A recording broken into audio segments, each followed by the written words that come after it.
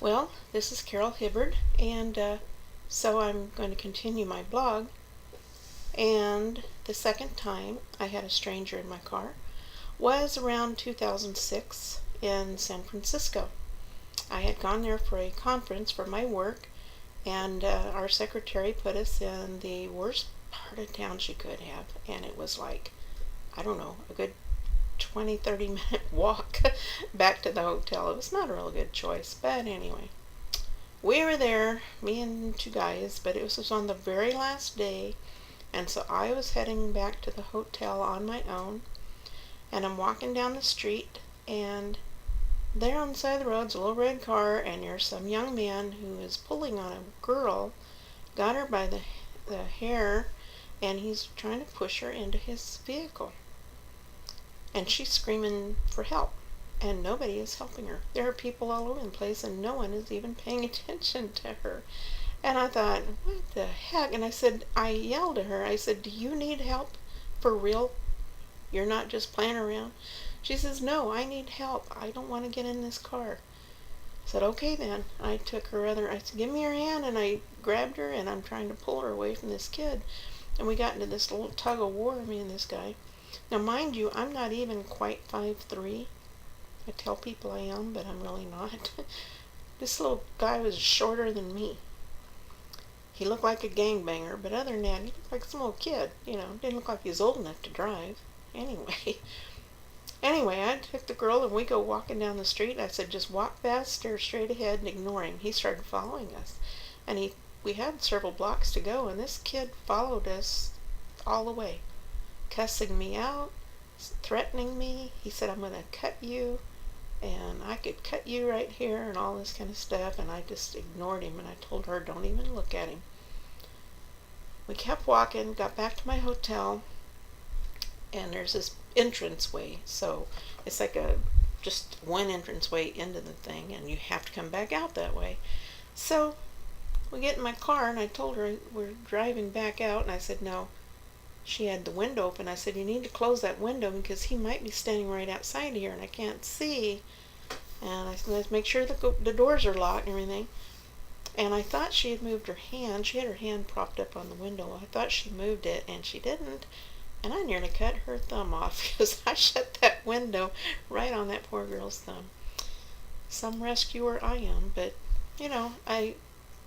I didn't know her hand was there, and it's bleeding. I'm getting her Kleenex and all. I felt terrible. But anyhow, so I said, okay, where do you live? And we made it through the opening of that driveway, and he wasn't there. And I drove her where she said she lived, which turns out to be from downtown San Francisco to the other side of Candlestick Park. And that is a long ways. So I'm thinking, oh boy, what did I do this for? Because I still had at least a 2 to 3 hour drive home, probably longer because of the traffic. But I thought, what the heck? So I drive this girl what seemed like forever before we finally got to her place, dropped her off. She was very grateful, other than the fact that, I nearly cut her thumb off.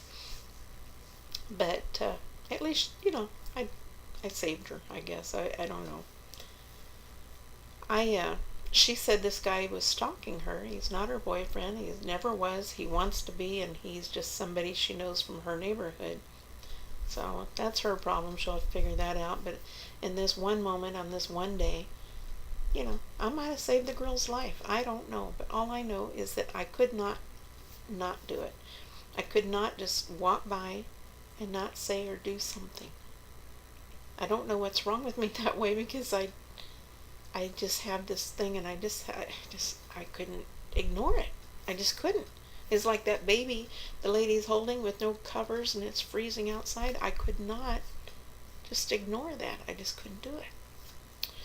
Anyway, I was safe. I did it. It was no problem. My gut said it was okay, and it was okay. So, that was 2006. So now, the latest one was this morning. This is Memorial Day, 2013. And this morning, actually around lunchtime, I met my husband, Steve, for lunch. And because we were going to have a busy day, I said, you know what, I'm going to pick up a bucket of chicken here and bring it home so we'll have an easy dinner. So when we got through eating lunch, he went ahead and went home, and I said, well, I'll be there shortly. I'll get the chicken and I'll be on my way. So I go out to my car, and I'm getting inside and getting all settled, and this woman comes up to the door, and I'm thinking she's going to probably ask me for money, and reluctantly rolled down the window, and she says, I want to know if you can give me a ride. She said, I just got out of Doctor's Hospital, which was a couple blocks away, and she said, I came over here because I was going to catch the bus to take me home, and because it's Memorial Day, there's no buses running. And she says, I didn't even think about that, and they released me, and I don't have a way to get home. And she's on crutches, and she's got like all these bags of, her clothing and all the stuff they give you in the hospital, the little tub and all that stuff, right? Poor girl's just loaded down with stuff, and I just said, sure. I said, you live in town? She goes, yeah, it's on the other side of town, but it's here in town. So, all right, well, get in. And I helped her get her stuff inside, and and I'm thinking, here you go again, Carol, but get in the car, take her home. And it turned out to be almost to Ceres, which is another town just south of us, but it was quite about as far away from my house as you can get. So I called Steve on the way, and he was cool because ours is right through the speakers in the car, and so I was hoping he wouldn't say anything terrible because this girl can hear him, of course. And I just told him, I said, just let you know, I'm going to be a little later. I'm going to give this young woman a ride home. She really needs a ride, and I'm helping her out. And he's like, okay, all right. So, okay, that's what you're going to do. I said, yeah, I'll be home in a little bit. So I'm taking her. Well, turns out, just like in the very first story, it was like the worst part of town you can go to. It's just a violent, terrible part of town. And I'm like, oh, crap. But I got her to her place where she needed to be, and I helped her get out of the car, and she was very polite, very nice, very thankful. And I survived it.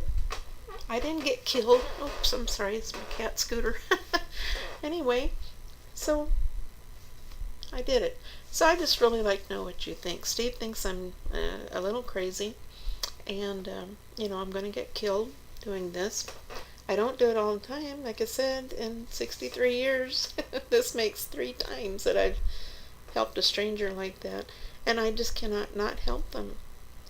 I just always think, what if that was my kid? I would want someone to help them. If they were like, that is, this girl's on crutches, what's she going to do? Hobble home that far? It's a long ways away. Anyway, tell me what you think. Put it in the comments below, and I'll write back, because I'd really like to know what you think. And I'm not going to be doing it again. Like I said, no, don't do that. He's scratching my chair. Anyway, let me know what you think. And this is Superwoman, and I'm signing off right now. Talk to you later. Bye.